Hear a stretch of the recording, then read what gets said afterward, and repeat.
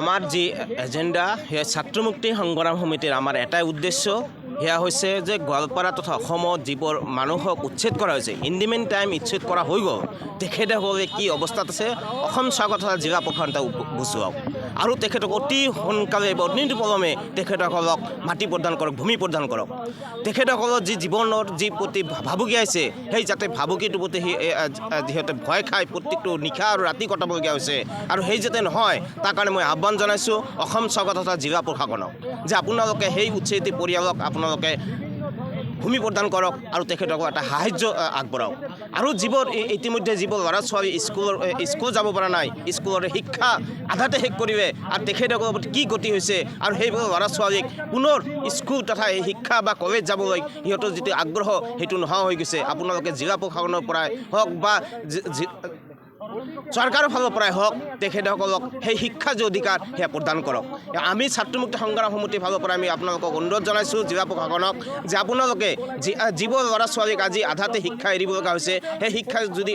ইহঁতে নাপায় তেতিয়া ভাৰতৰ যি সংবিধান আছে সেই সংবিধান অৰ্থহীন হৈ যাব আৰু সেই যদি শিক্ষাৰ অধিকাৰ দিয়া নহয় তেতিয়া মানুহৰ জীয়াই থকাৰ কোনো অধিকাৰ নহয় হৈ যাব আপোনালোকক আমি অনুৰোধ জনাওঁ আপোনালোকে যিবোৰ উচ্ছেদ কৰিবে আপোনালোকে সেইদিনাখন আমাৰ ফৰেষ্ট গেট এৰিয়াত এখন স্কুল উচ্ছেদ কৰিবে যি স্কুলৰ হাজাৰ হাজাৰ ষ্টুডেণ্ট আছে সেই ষ্টুডেণ্টবিলাকৰ মাজত হাহাকাৰ সৃষ্টি হৈছে এই মিডিল ছিজন সিহঁতৰ আহিবলগা অহা মাহত সিহঁতৰ আছে 6 মাহলীয়া পৰীক্ষা যি হাফ ইয়াৰলি এক্সাম আছে এই মিডিল ছিজনৰ সেই বাচ্চাখিনি কোন স্কুলত যাব আৰু ক'ত যাব তেখেতসকলে ল'ৰা ছোৱালীৰ প্ৰতি আৰু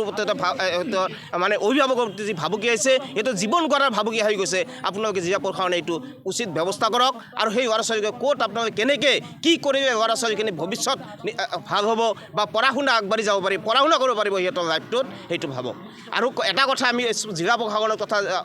বিজেপি চৰকাৰখনক ক'ব বিচাৰিছোঁ যে এই আন্দোলন আমাৰ আজি শেষ নহয় আন্দোলন কণ্টিনিউ নহয় ইয়াতকৈ 10 গুণ বাঢ়ি যাব কাৰণ যদি এই মানুহখিনিক উচ্ছেদিত মানুহখিনিক যদি আপোনালোকে ভূমি প্ৰদান নকৰে আৰু যদি মাটিখিনি যদি ভূমি প্ৰদান নকৰা নহয় আমাৰ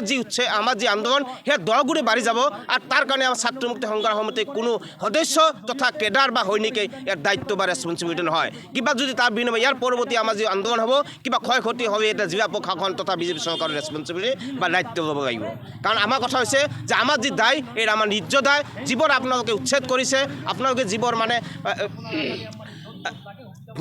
ভূমি আপোনালোকে বেদখল কৰা বুলি কৈছে সেই মানুহখিনি ক'ৰ পৰা আহিছে আৰু কেনেকৈ আহিছে আপোনালোকে তদন্ত কৰক তদন্ত কৰি যদি মানুহখিনি ভাৰতীয় হয় সেই ভাৰতীয় মানুহখিনিক সিহঁতক পৰিচয় দিয়ক ভাৰতীয় বুলি আৰু সেই মানুহখিনিক থকাৰ কাৰণে অধিকাৰ দিয়ক আৰু শিক্ষাৰ অধিকাৰ দিয়ক আৰু খোৱাৰ অধিকাৰ দিয়ক তেখেতে নাখাই মৰিবলগীয়া নহয় স্বাস্থ্যৰ কাৰণে মৰিবলগীয়া নহয় শিক্ষাৰ কাৰণে এটা যাতে এটা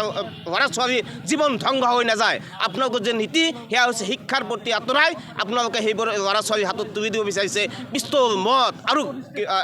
কিবা আপোনাৰ চৰকাৰখনে এটা সময়ত আছিলে যে আপুনি কি কৰিব যে ড্ৰাগছ নিব অসমখন গঢ়াৰ কাৰণে যি পৰিকল্পনা কৰিছিলে আমি ছাত্ৰ মুক্তি সংগ্ৰাম সমিতি এটা উৎসাহ জনাইছিলোঁ যে ঠিক আছে আপোনাৰ ড্ৰাগছ মুক্ত কৰিবে কিন্তু আপুনি ড্ৰাগছ মুক্ত কৰিব গৈ আপুনি কি কৰিবে অসমখনক একাংক স্কুল বন্ধ কৰি আপুনি মদৰ দোকান বনাই দিবে আৰু কি কৰিবে আপুনি এতিয়া ডেকা যুৱৰ হাতত পিস্তল উঠাই দিম বুলি কৈছে যদি সেনেকৈ হয় তেতিয়া আপোনাৰ যি মিছন যি ড্ৰাগছ ৰেছ মিছন সেই ড্ৰাগছ ৰেছ মিছন অসম কেনেকৈ ৰূপায়ণ হ'ব সেইবাবে আপোনাক অনুৰোধ জনাইছোঁ অসম চৰকাৰ তথা জিলা প্ৰশাসনে আমি ক'ব বিচাৰিছোঁ অতি সোনকালে আপোনালোকে উচ্ছেদিত পৰিয়ালক ভূমি প্ৰদান কৰক